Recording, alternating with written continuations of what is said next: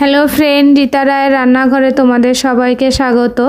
আমি আজকে লাউ পাতায় রুই মাছের পাতুরি এই রান্নাটা করার জন্য আমি যে উপকরণগুলো নিয়েছি, আমি এইখানে রুই মাছ নিয়েছি 4 পিস, লঙ্কা নিয়েছি, গোটা জিরে, এদিকে পেঁয়াজ নিয়েছি, রসুন নিয়েছি। এখানে লাউ পাতাটা আমি ভালো করে ধুয়ে নিয়েছি। একটা কড়াইতে আমি জল গরম বসিয়ে দিয়েছি, লবণ দিয়েছি। জলটা ফুটে উঠলে হালকা আমি গ্যাসটাকে অফ করে দিয়ে পাতাটা দিয়ে আমি কিছু সময় রেখে আমি এটাকে তুলে নেব। তুলে নেওয়ার পরে একটু ঠান্ডা জল দিয়ে দেব। অন্যদিকে আমি শিলপাটায় গোটা জিরে, গোটা কাঁচা লঙ্কা আর রসুনটাকে বেটে নেব। মাছে আমি নুন হলুদ মাখিয়ে রেখে দেব। একটা বাটিতে আমি বাটা মশলাটা নিয়েছি। আপনারা চাইলে মিক্সার গ্রাইন্ডারেও মশলাটা বেটে নিতে পারেন। মশলাটার মধ্যে আমি নুন হলুদ দিয়ে দেবো, পেঁয়াজ কুচি করে রেখেছি সেটাকে দিয়ে দেব, সর্ষের তেল দিয়ে দেবো। সর্ষের তেলের পরিমাণ একটু বেশি পরিমাণেই দিতে হবে। এবার এটাকে আমি ভালো করে কষলে মেখে নেব। তার মধ্যে মাছটাকে দিয়ে দেব।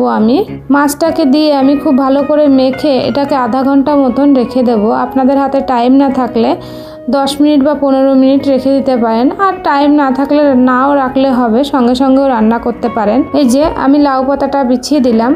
লাউ পাতাটা হালকা গরম জলে দেওয়াতে খুব নরম হয়ে গেছে, আমার ভাজ করতে সুবিধা হবে।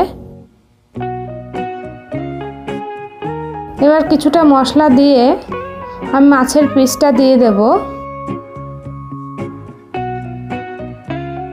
তার উপরে আবার কিছুটা মশলা দিয়ে আমি মাছটাকে ভালো করে মুড়ে নেব।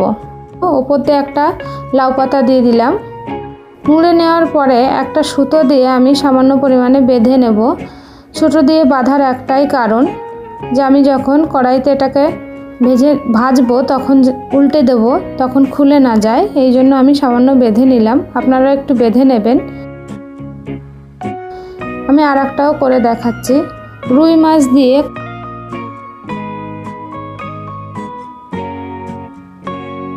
এই লাউ পাতার পাতুরিটা এত টেস্টি হয়, আপনারা একবার হলেও খেয়ে দেখবেন, খুব ভালো লাগবে। গরম গরম ভাতের সঙ্গে আর কিছুই লাগবে না, এই লাউ পাতা আর রুই মাছের পাতুরি দিয়ে আপনাদের খাওয়া হয়ে যাবে। একবার হলেও রান্নাটা করে দেখবেন। এই যে আমি আর একটাও করে নিলাম।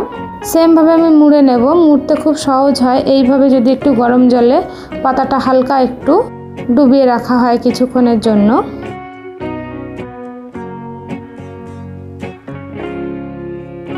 অন্যদিকে আমি কড়াইতে তেল গরম বসিয়ে দেব। তেলটা গরম হয়ে গেলে আমি ওর মধ্যে পাতুরিটাকে দিয়ে দেব। এবার ঢাকা দিয়ে আমি মিডিয়ামের থেকে লোয়ের দিকে রেখে 10 মিনিট মতন তেলে ভেজে নেব। এইবার আমি উল্টে দেব। এই যে সুতো দিয়ে বাঁধার কারণে আমি উল্টে দিলাম খুব সহজে, কিন্তু এটা খুলে গেল না। সুতো দিয়ে না বাঁধলে খুলে যাওয়ার ব্যাপারটা থেকে যায়, ওই জন্য আপনারা একটু বেঁধে নেবেন। একটা সাইড বাঁধলেই হবে। এই যে আমি খুব ভালো করে ভেজে নিয়েছি, এটাকে আমি তুলে নেব। এই যে আমি আপনাদের কেটে দেখাচ্ছি। এই রান্নাটা সত্যি গরম গরম ভাতের সঙ্গে আর কিছুই লাগবে না, আপনারা একবার হলেও বাড়িতে বানিয়ে দেখবেন।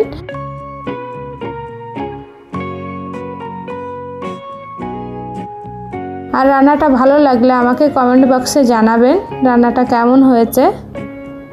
ভালো লাগুক খারাপ লাগুক সবটাই জানাবেন কেমন হয়েছে। এই দেখুন খুব ভালো হয়েছে। একটু ঠান্ডা হতে দেব। এবার আমি মাছ দুটোকে বার করে নিলাম। এবার পাতার সঙ্গে আমি একটা মাছকে আমি বেছে নেব। এর স্বাদ আরও দ্বিগুণ হয়ে যাবে। এইভাবে যদি আপনারা পাতাটা মেখে নেন তাহলে খেতে আরও টেস্টি লাগবে। এই যে আমি একটা মাছ বেছে নিয়েছি। এবার যে পাতা আর মশলা আছে এই মাছ বাছার সঙ্গে পুরোটাকে আমি মাখিয়ে নেব। এই যে এইভাবে চটকে চটকে আমি মাখিয়ে নেব।